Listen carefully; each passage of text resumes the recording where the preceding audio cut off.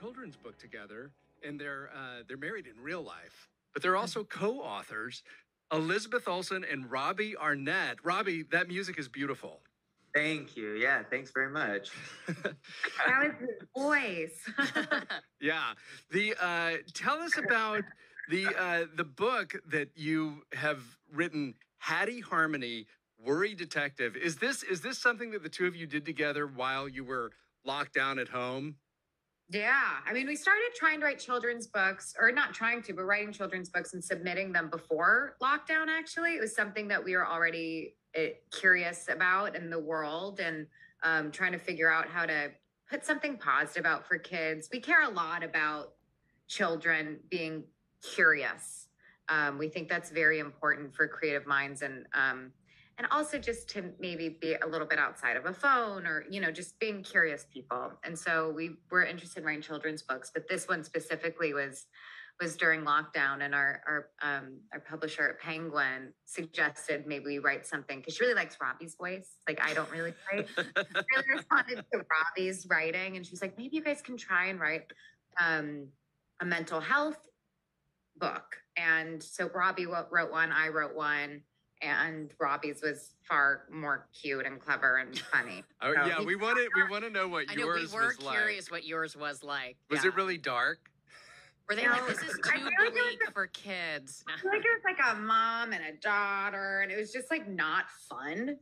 But Robbie handles everything with humor, and you can see that in just even like the names and how just all the characters that he created. So cute. It's adorable. Well, and also, there must be something of writing music and writing in a rhythm and, thinking about word editing, because writing for children is so specific. Were you surprised by it came naturally to me? It does feel like writing music, or was it like, I have to use a different part of my brain?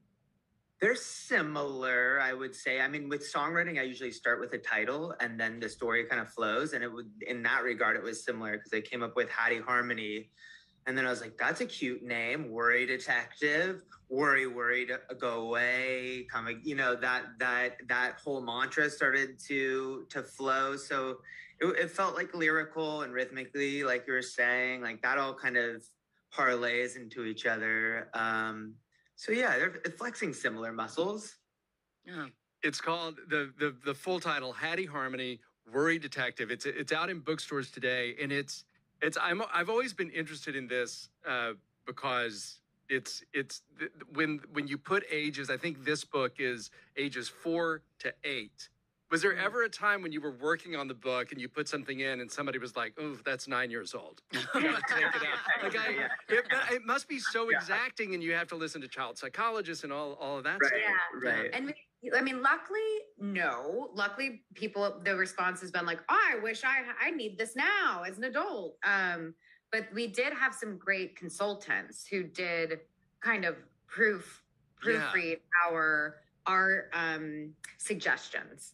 And luckily, because of research and our own experiences with anxiety and therapy, we were pretty close.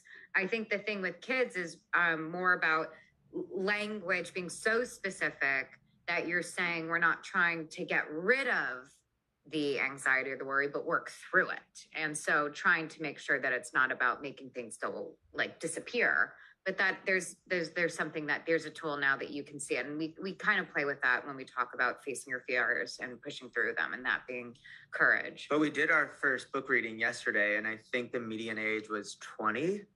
So listen, 20-year-olds have more. They need it more than anyone. It's true. Us doing our readings, using our voices and speaking like characters to for pretending they're to children. Yeah, it was pretty fun. Listen, those kids did not have a high school graduation because of COVID. They need help. Actually, literally 19, 20-year-olds are the ones who probably. But it is interesting. It's all about, there are real tools at the end where you talk about mindfulness, and as Hattie Harmony helps her friends deal with their anxiety, she gives them very specific tips. And one of them, there's mindful movement, there's mindful breathing, stress balls, facing fears. These are very specific tools that people can then use. And so I wondered, I think that's a unique in a children's book because they are so specific. And how did you arrive at that? Is that something that you set out to do? Is that something that came after you had been working on it for a while? It was oddly connected. Robbie thought it was, for instance, there's a part where Hattie helps her friend Pearl Peppercorn deal with the butterflies in her belly. And Hattie suggests, why don't we go catch some butterflies with my net? And Robbie just thought that was a cute image of having butterflies in your belly and then catching butterflies. But what we could turn that into is mindful movement. We get the same feeling from doing yoga as adults or whatever, but some sort of focused task can distract us. So there is more anecdotal to the story writing, and then we discovered what the actual helpful language and tool is for kids. And the thing that we really wanted to focus on is starting kids with the understanding of the actual language itself, so that they can start to have an awareness of identifying things before even having a tool. So that was also something we were hoping. That was like the first goal. Yeah, emotional vocabulary for kids to just be aware. I always think of the movie Elf when they bring in Peter Dinklage, remember, to like go over the kids' book, and he's like, no, asparagus is scary. It needs to be an apple. Kids get apples. And I'm so curious, like, if when you were sitting with the, they're like, Pearl Peppercorn, the porcupine, like that's too many peas. Like that's scary for kids, like were there weird notes that you thought, are we overthinking this? This is for kids. Or was it like, I love Pearl Peppercorn. I love Pearl Peppercorn. Of course. Pearl Peppercorn being a porcupine was something our illustrator thought of. Cause for us, we just wrote it. We didn't even, art notes to it. Yeah. It was a real true collaboration, and Tamar, our publisher, was so on board with everything we wanted to do. There was actually no weird, odd notes. Oh, nice. The one that was really helpful was, can Hattie also go through a challenge herself? And so that's where we brought in Miss Mirror, and she can face her fear and use positive self-talk. I too am scared of heights, so I deeply related. Yeah. Yeah. My knees buckle. See? Yeah. And I guess bringing the book out at around the, leading up to the first day of school, I know that that's a bit something that you're talking about a lot, but it's kind of great to have this book for somebody who's 6 years old, 7 years old, going into preschool or school for the first time, because you do identify those fears. And I think that one of the great helps when you're going through anxiety is to know that you're not alone, that this maybe is just a garden variety feeling that you've got. Yeah. Yeah. And I do. And our hope is that because kids will be able to hopefully identify it in themselves, then they can maybe have a bit more empathy or compassion for someone who's acting a bit surprising in their class, and they don't really know how to manage it, but maybe they have a bit more compassion for that other person because they have the tools themselves. So like that would be, the dream. Do you guys feel also like one thing I was even talking, because I was with like a bunch of college friends this past weekend, we were talking about how one of our friends like really suffered panic attacks while we were in college, and I graduated in 2007, so this was years ago, and we were all like, we didn't really understand what was happening at the time. We were just like, oh, she's having a moment and those sort of things. And, it's so much more in the conversation, but where you started to realize like, oh yes, anxiety is very much real, or that's something, yes, I want to offer up to kids. Like, do you have one of those sort of memories of like, oh, I remember now feeling like that was like, I wish I knew mindful breathing. I wish I knew yoga then, because now it's like a huge part of me, but it's just taken me time to realize that's what that was. Yeah. I mean, every day. I mean, as a kid, I was so afraid to fly, and I would think that I'd have just like a stomach ache, or associate it with something else, like maybe I ate something the night before and it was just agita, but it was actual anxiety. And I don't think I really had the awareness, and I moved around a lot every couple of years, and so I was constantly in new situations, which caused a lot of anxiety in the classrooms and things like that, and I just didn't really have the tools. So and I was like your friend. I had wild panic attacks right after college, and I didn't have anxiety as a kid really, I was pretty fine and with that kind of stuff. And so I was so confused because it felt like it really came out of nowhere. And then all of a sudden I couldn't cross 14th Street and 7th Avenue. And I thought, oh my God, people are gonna think I'm on drugs if I pass out. And all of a sudden everything was just such a big moment. And that is kind of why I started learning these skills. And why I'm also very interested in mindfulness, specifically for dealing with the crazy places that your brain goes to in those moments. We're big walkers. We handle everything while walking. Walking is the best. Clear the mind. Walking is maybe underrated, but maybe people love it as much as we do, but it is everything. So many creative ideas come. Yeah. It's so good. You're listening to the Jess Cagle Show with Julia Cunningham. We are here with Elizabeth Olsen and Robbie Arnett, husband and wife, authors. And I think that you're going to be doing a lot together. They have a new children's book out called Hattie Harmony, Worry Detective, and it's a book that gives 4 to 8-year-olds, young kids, tips on how to deal with anxiety. And it actually gives them the real tools, mindful breathing, other things, stress management, stress balls, just things that they can use to manage stress, and also really valuable to teach kids. These are normal emotions that you feel. You're not going to die from this. Lots of other people have it. Makes them feel less alone, and also to sort of instill empathy in kids for, other kids that are going through it. Is this going to become a series? Are you thinking of making it an animated series also? We would love to. We're just kind of in that process. We're big dreamers. we have lots of goals for Hattie. And we really do think that kind of like Daniel the Tiger, like there's an opportunity for a friendly face to provide comfort in a real way with Hattie. And so we would love to have something like a show or vitamins. We would love vitamins. We want to over-medicate children. Number one. Flintstones. If you're nervous, take this pill. Melatonin. Hattie approved. The red pill. The pearl peppercorn pill. There's another book. We have another book coming out. It will be a series.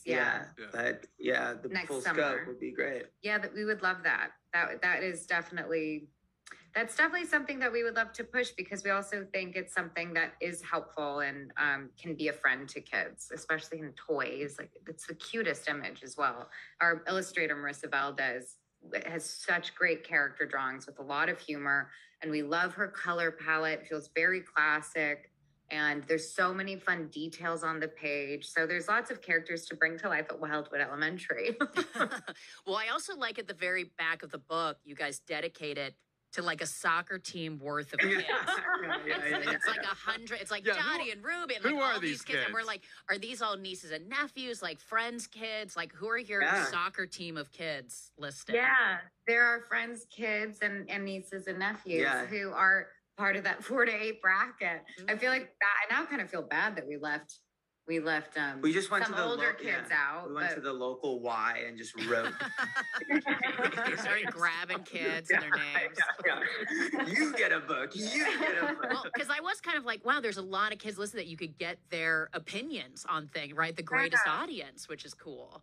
Yeah, we love having our friends' kids over. It's been that was one of the nicest things actually during lockdown, is we're one of the friends' houses with a pool. And so we could have these outdoor safe hangouts with our friends and their kids, and watching the anxiety about getting into the water every time was like this crazy terror. And then by the time they needed to leave, you couldn't get them out of the pool, and then they started screaming because they didn't want to leave. And and then we also got to see new, our friends' kids who we've known for so many years start to have younger siblings, and what that's like. And so, is it a responsibility? Is it someone that they're going to compete with? And it's so fun. And so, yes, the Von Trapp family in the back of our book is all of our friends' kids who we adore, and who this book is very inspired by. Are you guys, did you make your home up in Sonoma? Mm-hmm. Is that where you are? That's beautiful up there. Yeah, we love it up there. And there's a great community there. I mean, the median age there is it's way over 20. But we do have a great community that has been really lovely and just nice to get out of. I think a major city is good for, I think, the brain. It's good for walking up there. Good for walking. Yeah, clearly there's good walking in Sonoma. Walking in there. Well, we're curious because, like, Elizabeth, we've had you on our show, I think, a number of times now, just because you've been Wanda for so many times over the last couple of years, you know, that, like, is part of this also just to, like, use another muscle in your brain outside of, like, being CGI'd and battling aliens and having, like, something to also put your brain, because that has to take up at least the last, like, 5 years of your life has been doing intense Marvel stuff. So getting to do just something as another creative outlet must have been also like a kind of a mindfulness tactic for yourself. Yeah, it was really fun. We were speaking earlier that I'm not necessarily a writer, but carving story is one of my favorite things to do. And I love working with writers aside from Marvel Land. I really love being a very active participant in the shows and the films that I work on, and working with Robbie, who isn't just a children's book author now, but a writer of many things. We have been collaborating for the last 4 years on projects. And so it's something that it was really nice for us to collaborate on as well. And I'm kind of his at-home first read for everything. And so it's been really fun to get to put something positive for kids as well. Because I love kids content, but I'm not really in the family movie. I'm not in a lot of family movies. I feel like Marvel's the closest I get to that. So it is nice to kind of put something positive out in the world for younger kids.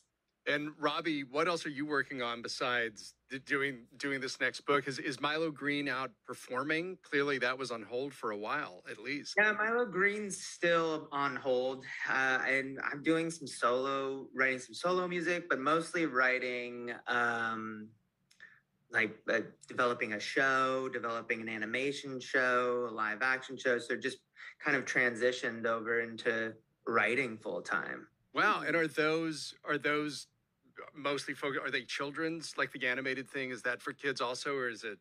The animated thing is for kids, and then there is more of a like an adult show that I've been developing for a little while, and that's more for adults. And that is, I mean, we hope to create lots of things together. So this is just hopefully just great. Lots of fun things to put out in the world. I think we just really love trying to find holes in content, and we're big consumers and incredibly opinionated consumers. And so it's really fun to build your own and try and make other people take risks with you. And that's really what it's all about when you start pitching and developing, is you're just trying to get other people with money to take risks. Yeah. And so it's a fun part of the process, I think. And did you guys get married during lockdown? Well, we never really talked much about our marriage. I didn't. I knew you were engaged, and suddenly you were husband and wife. But I don't know. I'm sorry if this is something you keep private. I don't care. No, we eloped. Nice. And then we had a wedding at another time. But it was, and it was before COVID. Yeah. I just never talked about it. Oh, I just assumed you had to deal with all of that and getting married at the same time. But it was all before. Yeah, it was luckily it was, because there's I had to work in England and there are visa issues with that. So that was we luckily timed things out accidentally really well. Oh my God, that would have been perfect. Otherwise, you would have smuggle Robbie over the border. Yeah, you wouldn't have been able to come at all, actually. Wow. And also, everything was so backed up, you couldn't even try to get married then. Yeah. But it ended up being working out. Yeah. Well, belated congratulations from us. Yeah. Thank you.